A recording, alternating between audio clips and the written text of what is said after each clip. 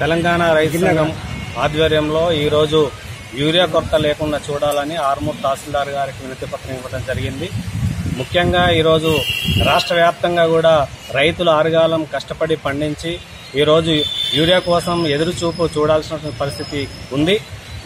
గతంలో కూడా ఆరుగాలం కష్టపడి పండించినటువంటి పంటకి గిట్టుబాటు ధర కల్పించమని అంటే ఆ గిట్టుబాటు ధర కల్పించట్లేదు. పైగా ఈరోజు మొత్తం కూడా పెట్టుబడి మొత్తం పెట్టి ఇంకొక 15-20 రోజులైతే ఆల్రెడీ పొట్ట దశలో ఉన్నటువంటి పరిస్థితి ఉంది.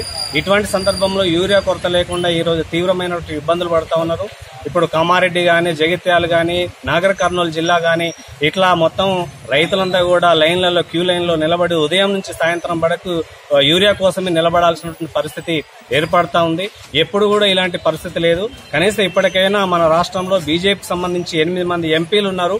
కేంద్రం మీద ఒత్తిడి తీసుకొచ్చి రాష్ట్ర ప్రభుత్వం కూడా ఆ రకమైనటువంటి కృషి చేసి యూరియా కొరత లేకుండా నివారించాలని చెప్పేసి తెలంగాణ రైతు సంఘంగా డిమాండ్ చేస్తాం.